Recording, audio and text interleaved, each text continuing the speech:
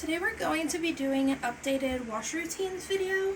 I no longer have the physical ability to soak and take care of my pads the way that I did in the last wash routine video that I did. So I thought that it was probably time that we make an updated video. I would like to preface this video with a couple of points. One, you're going to be seeing soiled pads going into my washing machine. Two, I am someone who does not care about stains. I will stain treat simply because I'm showing you my pads in my What I Wore This Month videos. And three, always refer to your washing machine's directions. Some washing machines tell you to put the detergent on the bottom. Some washing machines tell you can put the detergent on top of the clothes.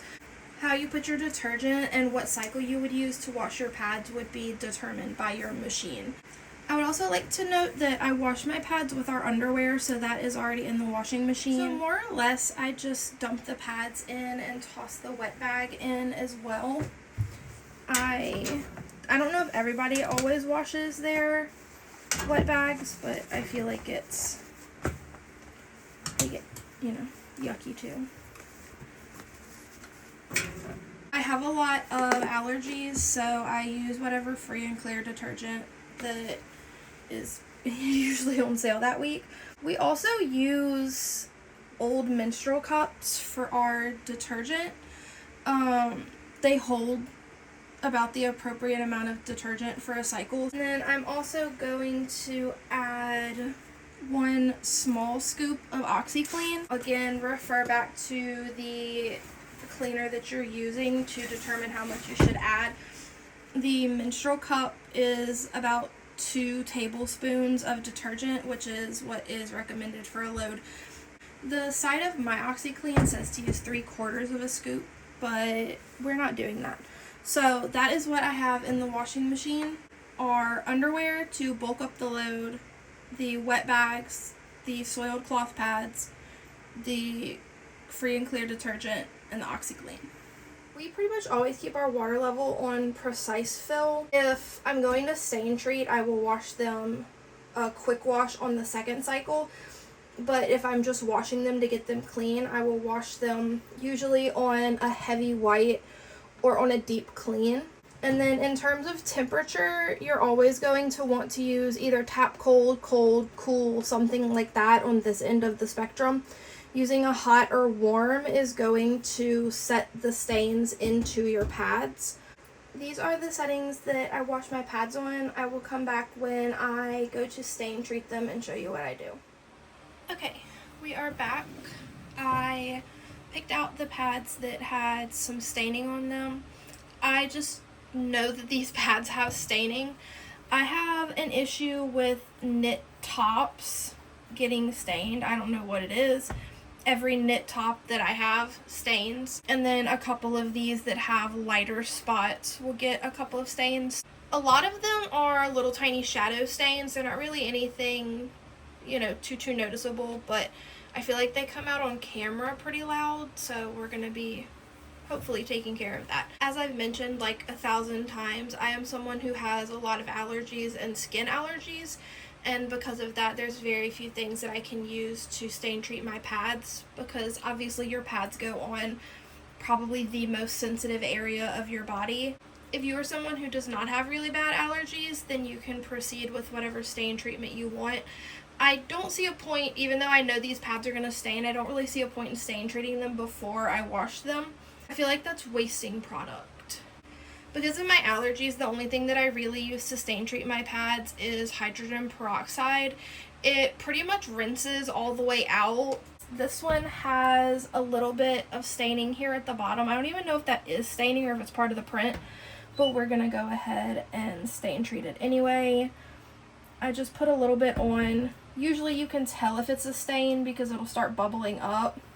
I can see a little bit here too. So we're just gonna add a little bit of peroxide there. These, again, it's a knit, so I get a lot of staining across these pads. I absolutely love these pads. They're very comfortable and they hold a ton. You can probably see there the bubbling that I was talking about. when it starts reacting to the protein, which is what causes stains in blood. This one also gets really, really stained. I think it's because it's a little bit of a lighter print.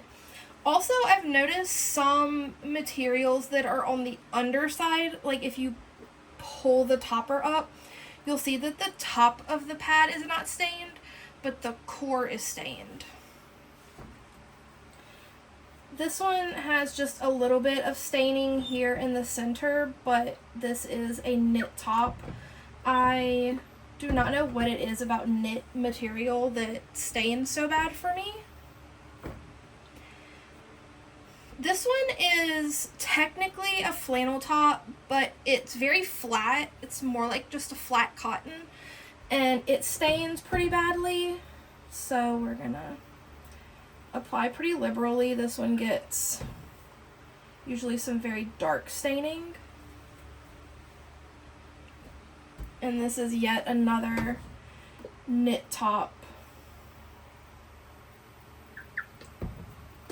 This one's getting kind of really bubbly in a couple of spots. If you want to put peroxide on your pads before they go in, it's probably fine. Like I said, I feel like it's wasting product at that point. We are back in, so I am just going to change it to a speed wash. We're still on tap cold. We're still on precise fill. Okay, so everything that was in the washer is now in the dryer. If you do not have a dryer or you don't want to use dryer, then you can go ahead and air dry them at this point. I sometimes will just put my pads out either on a drying rack or just flat on my bed in front of a couple of fans and let them dry if it's a warmer day. I also have a lot of thicker pads that would take quite a while to air dry and may not air dry effectively, so I'm going to go ahead and put them in the dryer. We run all of our loads on low. Some people say that using a higher heat can warp or melt the snaps on your pad, or it can cause issues if you have any kind of laminated fabrics like PUL or nylon or anything like that. I can't say that I've had those issues, but I do want to make you aware in case that's something that you need to know. So because I do have some thicker pads and I wash them with the underwear, I am going to leave it on low.